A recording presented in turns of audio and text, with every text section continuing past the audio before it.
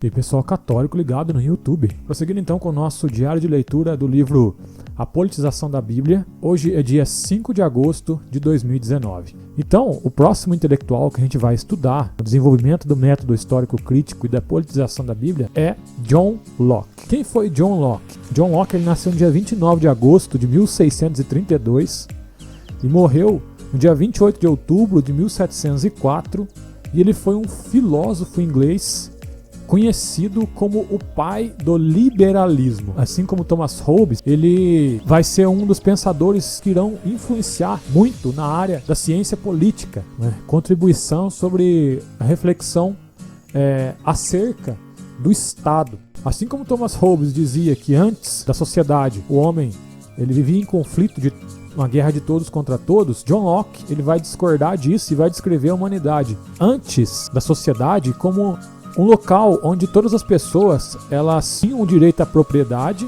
à liberdade. Todo o restante dos elementos da filosofia de John Locke vão ser para se encaixar nesse princípio geral que é o liberalismo. A interpretação da Bíblia de John Locke é que o cristianismo ele não pode ser ignorado, nem tampouco ele tem que se extinguir, diferente de outros pensadores.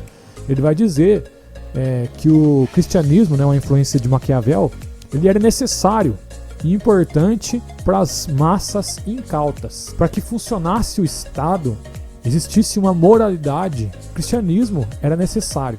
Se não existisse o cristianismo, a gente não teria moral. Seriam pessoas sem moral. E aí ficaria mais difícil da gente controlar as pessoas que não compreendiam verdadeiramente o que era a razão, né? O que era a filosofia, ter uma reflexão filosófica. Por isso a importância do cristianismo. E a gente vai ver muitos traços disso nos nossos dias atuais, né? Muitas pessoas que se dizem conservadoras, utilizando do cristianismo, do catolicismo, do protestantismo também, para se eleger, mas que você percebe que eles não são pessoas cristãs.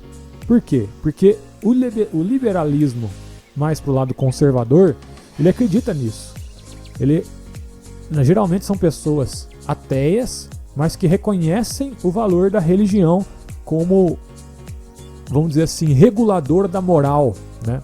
E não são cristãos propriamente ditos, mas reconhecem o valor do cristianismo como algo importante, uma moralidade importante para a sociedade. Embora, como eu disse para vocês, não sejam cristãos. Esse pensamento ele é herdado então de John Locke, que dizia que a Bíblia, abre aspas, se tornou uma espécie de manual de moralidade, que no máximo ilustrava meras verdades de caráter racional e moral. Pois bem, John Locke ele dizia que tudo aquilo que está escrito e relatado na Bíblia, de uma forma truncada, tudo aquilo que está na Bíblia deveria passar pelo crivo da razão. Então, a fé ela deveria ser submetida à razão, e não o contrário, como acontecia na Idade Média. A fé jogando luz em cima da razão e auxiliando a ela para que a gente pudesse chegar, né, se elevando até Deus. A razão estava a serviço da fé. Em John Locke, essa escada ela é invertida. E agora, a fé ela está também a serviço da razão, a serviço do Estado. Abre aspas. A este louvor da fé, em oposição à razão, podemos, creio eu, em boa medida, atribuir aqueles absurdos que preenchem quase todas as religiões que controlam e dividem a humanidade.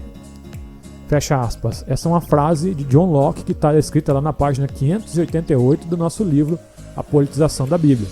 Então, sempre quando existe uma aparente contradição nas Sagradas Escrituras, ou algo que poderia ser questionado racionalmente, aquilo então era suprimido na interpretação do liberal, para que a razão justificasse aquela determinada passagem. E não o contrário, e não a fé que justificaria, então, as coisas que não tinham explicação racional. Por exemplo, a questão da Santíssima Trindade, para John Locke, então, não existe, né? Porque é uma coisa que você não consegue explicar racionalmente. John Locke, ele é o pai do empirismo inglês. Então é uma pessoa, um pensador, que que estava muito arraigado nisso, né, no empirismo, de você conseguir criar o conhecimento a partir da experiência. Vai falar o seguinte: o método foi apresentado no contexto de sua distinção entre demonstração e probabilidade.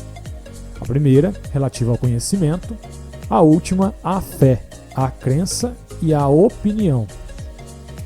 John Locke também, ele vai substituir aquele conceito de Deus Pai, né, que cuida de seus filhos, por um Deus proprietário, né? No livro vai estar descrito a seguinte frase, abre aspas: semelhante a um relojoeiro que construiu o mundo e deixou de lado para funcionar de acordo com os próprios princípios mecânicos internos, fecha aspas. John Locke, ele acreditava que Deus, ele existia, mas ele não acreditava num Deus providente, que providencia as coisas que estão acontecendo com os seus filhos.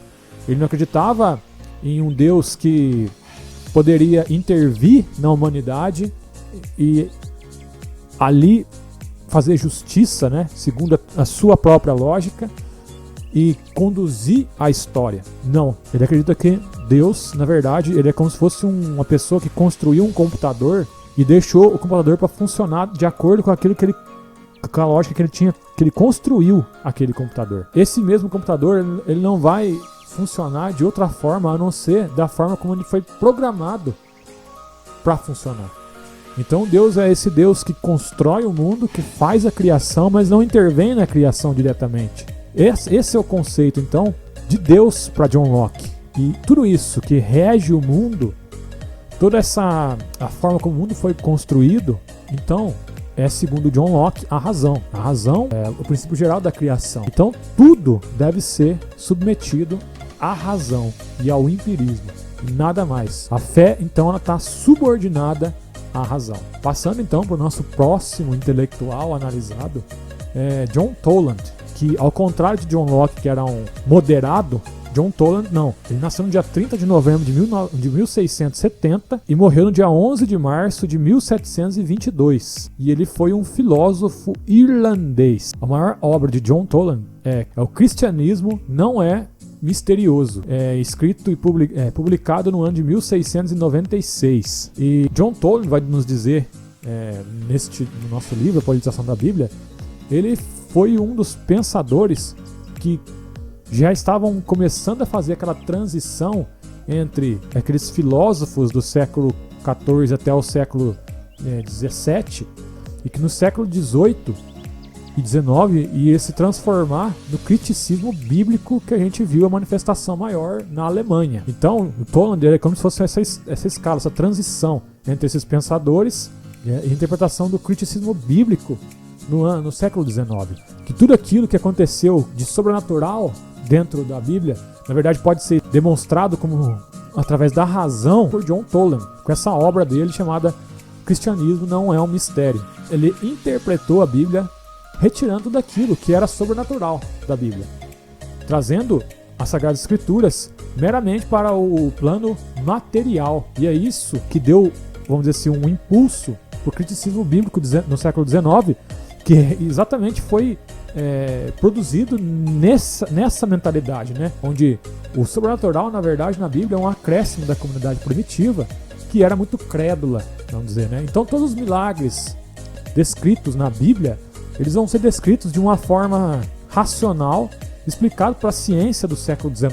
Toland disse o seguinte, abre aspas: o problema não está nos filósofos, mas no povo, que não se deixa reger pela própria verdade, e sim por preconceitos. Isso está descrito para a gente lá na página 637 do livro A Politização da Bíblia. E John Toland ele vai dizer também que todos os pensadores que se debruçaram em relação à Bíblia do século XV, 16 para frente, a partir de René Descartes, na verdade, eles discordavam, vamos dizer assim, em relação à interpretação da Bíblia. Uns interpretavam a humanidade, o mundo, de tal forma, mas dizendo que Deus existia, outros que Deus não existia.